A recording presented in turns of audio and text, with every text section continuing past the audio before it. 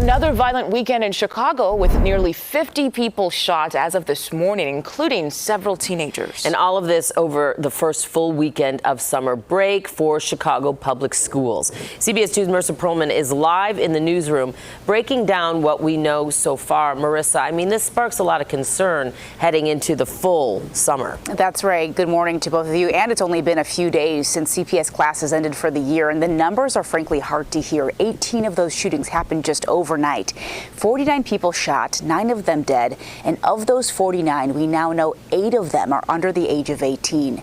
Now, one city councilman wants to enforce a new curfew for teens downtown after all of this violence. Now, one of the latest shootings we're following this morning. One person is dead and another is hurt after a shooting in Little Village. It happened around 8:30 last night. Police say officers found a 23-year-old man shot multiple times. This is near 31st and Pulaski. He died at the hospital. Another man was shot in the stomach and is now in critical condition. Police did find a weapon at the scene. They believe the man who died may have gotten into a shootout with another person who ran away. Right now, no one is in custody. And then on Friday, 2 teens and a 12-year-old boy were hurt in a pair of shootings in Douglas near 31st Street Beach. Boy, oh boy, oh boy, oh boy, oh boy. We got to take a trip out to Cuckoo for Cocoa Puffs world. This time, not on the left coast, okay? Not in California, not in Oregon, not in Washington. No. Actually, we're going to Cuckoo for Cocoa Puffs world Midwest, right? Which is Chicago, Illinois, okay? A city that is run by woke Democrats, the wokest among them being the mayor, Brandon Johnson, who is a full-blown lunatic, right? I mean, this guy is as progressive as they come. And that progressivism has made Chicago worse, objectively, when it comes to crime, when it comes to immigration, when it comes to the economy, when it comes to education. This guy has just been an overall disaster, okay, to the point where he is getting booed and protested everywhere he goes. It's my pleasure to be here with the greatest mayor in the United States of America at this moment, my neighbor, my friend, my mayor, Brandon Johnson. Whether it be a town hall meeting where people are showing up and they're upset about his immigration policy, sanctuary city policies, or if he's at a music festival in which recently he got booed as he was being introduced. Chicago, let's continue to celebrate, love one another. Let's get down Chicago, the greatest freaking city in the world. Love y'all. Peace. Yeah. One more time for Mayor Brandon Johnson. Thank you for doing the work that you do. We deeply appreciate you. But now, boy, Chi-Town, y'all. But again, this was something that politicians in Chicago were warning the people about during his election campaign, that, hey, this guy, he's not good for this city, okay? His progressivism is not going to be good for Chicago. You know, Brandon Johnson continues to bring up, him in Austin, but the reality of the situation is that he's faking his way through this race. He is lying and trying to make progressive white people on the north side believe that he cares about black people. But look on the west side. The west side is almost half the people are living in poverty, including children, and don't have the resources that they deserve. Stop lying to people and be honest. Well, Brandon Johnson, please stop lying about lived experiences, because you don't have any. And I'm actually living them each and every day, and you are a fraud. So please stop lying to the public in the city of Chicago. We are actually dealing with this each and every day. My friends are constantly being killed in our neighborhoods.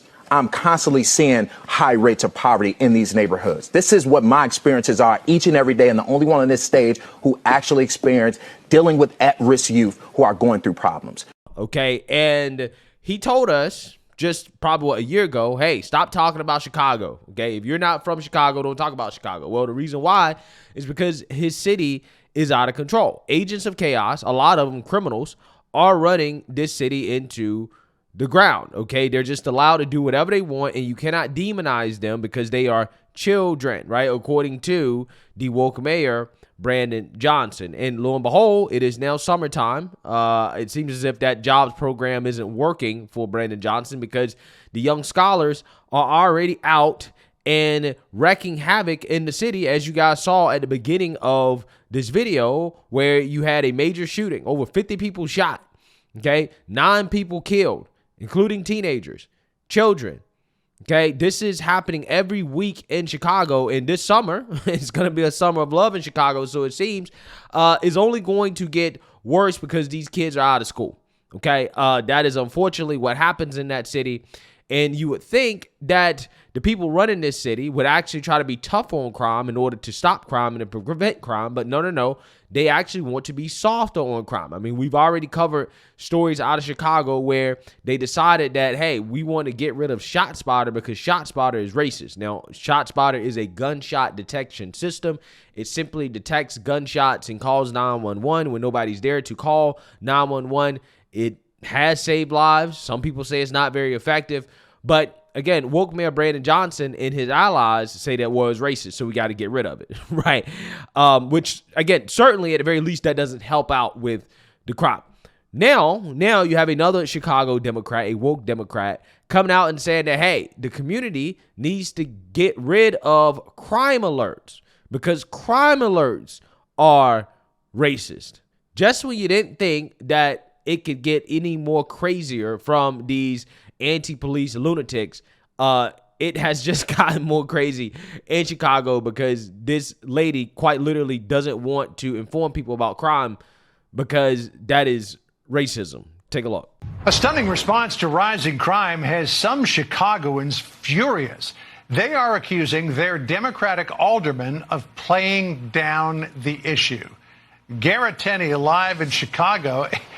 Garrett, that Democrat wants to stop sharing crime alerts with citizens? Yeah, John, she argues that sending out crime alerts to her community, letting them know about things like shootings, carjackings, and robberies can create a bad perception and make people feel less safe than they actually are. The timing of this policy change, though, is getting some blowback because so far this year, crime in that area is skyrocketing. Robberies in the 48th ward are up 78%. Sexual assaults have more than doubled, and the number of shooting victims has quadrupled in a part of the city that hasn't seen a ton of crime in recent years. But Alderwoman Lenny Manal-Hoppenworth says residents will now have to opt in to receive crime alerts, and that this is a change they pushed for. That explanation was surprising to the nearly dozen or so folks that we spoke to in that neighborhood just down the road from her office, and they are not happy about it. It's not a good decision to me. It's getting rougher. It's getting rougher. Why would she do that? Yeah, I don't even feel safe walking outside anymore. You got to let people know what's going on in the area. So if that actually is an issue, then better to let people know than think that they're safe when they're really not safe. No, that's bogus. That's bogus. Tell her don't do that one. Don't do that one. She's going to get herself out of office. The alderwoman was scheduled to sit down with us earlier this week to explain her reasoning behind this change, but a few minutes after she arrived at our studio, her aim seemed to just then realize that we were Fox News Channel, not the local Fox station, and we were told an emergency had just come up, and they walked out and have not been available to reschedule since then. That invitation is always open, though, of course. John? Yeah, so you see that, you heard that. Okay, so this Chicago Democrat alderman, who is supposed to be responsible for a neighborhood and ensuring their safety, wants to not send out crime alerts because crime alerts are racist. Now, Democrats, they always, at every chance they get, show you how racist they are, because I'm not sure exactly why you would say that crime alerts are racist unless you think that black people commit all the crimes, right? That crime is exclusively a black thing, right? Which, again, you know, if a Republican or a conservative had implied that or said something like that, they'd be boo-hoo-whining crime racism, right? But when a Democrat comes out and says, well, we don't want to issue crime alerts because you might be disproportionately targeting black people, nobody says anything, right? Not racism, okay, apparently. So again, this is why she's doing it, okay? All these progressive policies are coming because of this idea that, hey, we got to fight against racism or bigotry, and it just leads to bad outcomes, right? That's what happens. A Chicago alderwoman is limiting the amount of crime updates sent out to her ward, citing an emphasis on values of anti-racism. Alderman Lenny Manal-Hoppenworth, in a blog post last week, notified her community it will be required to opt in to crime alerts instead of receiving them automatically. This decision, she wrote, was based on neighborhood feedback and a desire not to perpetuate racist ideas. So again, it's racist to put out crime alerts, right? To let the community know, hey, a crime was committed, okay? Be on the lookout for X, Y, and Z individual. Apparently, that's a racist thing. Quote, based on feedback from our neighbors and commitment to our values of empowerment, anti-racism, and community, our office is updating our public safety alert system. Alderman Mana Hoppenworth wrote, newsletter subscribers can now opt in to receive crime alerts. Only subscribers who have opted in for these crime alerts will receive them. The alderwoman said crime alerts would also no longer be shared on social media. Yeah, so again, apparently this woman thinks that it is not necessary for her community to know about crime, right? You don't need to worry about it, okay? It's so much that you don't need to worry about, okay? Don't worry about it at all. Further clarifying the new change, the alderman explained the move is in keeping with the 48th Ward's mission statement and values of empowerment, anti-racism, community service, and joy. She also described a desire to curb a tendency to over-report crime, right? Over-reporting crime, aka this makes me look bad, right? And if we just ignore crime and we pretend like it doesn't exist, then it'll go away, right? That quite literally is the Democrat strategy for fighting crime. Pretend like it doesn't exist, defund and demonize police, okay? And maybe it'll go away, right? That is what the progressive ideology is on crime, okay? Because any type of law enforcement is racist, okay? This is what they believe.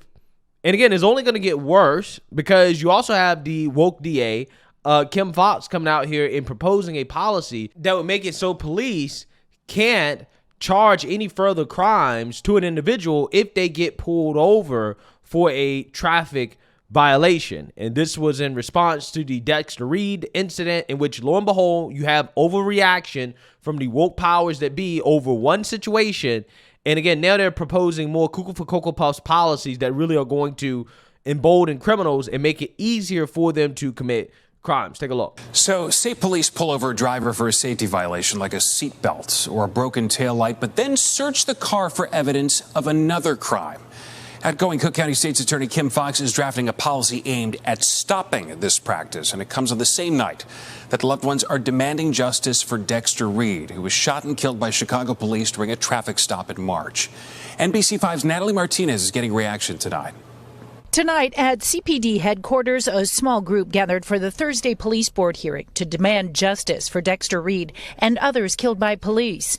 Reed, who was stopped for a traffic violation in March, was shot and killed by police on Chicago's west side. Now, Cook County State's Attorney Kim Foxx proposes overhauling the police traffic stop policy, with prosecutors rejecting cases that are solely the product of a non-public safety traffic stop. No, we know that we're not bringing anyone back from the dead, but what we are doing is preventing the next, a young black man riding around in his car being jumped out at by police and then killed. What Kim Foxx is saying in her policy is that we don't care what people violate, what traffic code people violate, and we don't care what police officers find after.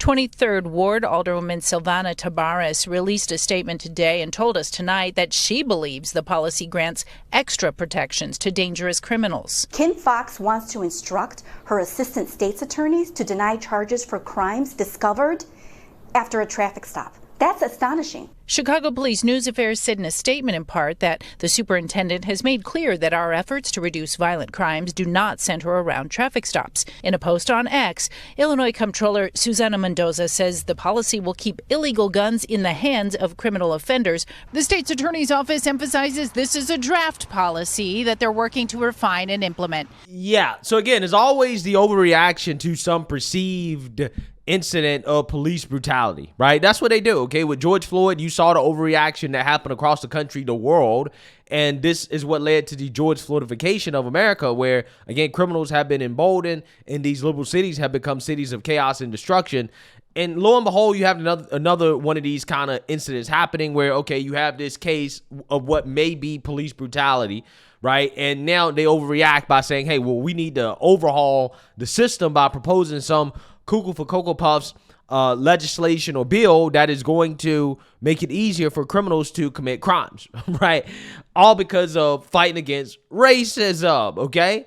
and this anti-police attitude that is so prevalent in these liberal cities, okay? And ultimately, at the end of the day, that leads to bad outcomes. And I'm not one of these people who refuse to acknowledge that there are negative externalities when it comes to the government and their monopoly on violence, right? Which is what the police really are. They are an arm of the government, but they are a necessary arm of the government in order to ensure that we have a law in order, okay? And it's important that police are emboldened to be able to do their jobs. And yes, there are going to be situations where they're going to make mistakes, where they're going to get things wrong, and they should definitely be held accountable. But they also must be able to do their jobs. And when they can't do their jobs, again, the result is what you see happening in a lot of these liberal cities, which is destruction and chaos. And they're really learning the hard way, right? But ultimately, it's on the voters, because the voters voted for this stuff. It's not like these politicians didn't tell you that they was woke, right? They told you that they was woke when they was running, and these people voted for it, and now all of a sudden they're shocked and surprised, and they're booing the mayor and doing all types of stuff when they get exactly what they voted for, right? It's really fascinating stuff. But hey, let me know what you guys think. Make sure you like, comment, and subscribe. Most importantly, share a Black conservative perspective. Peace.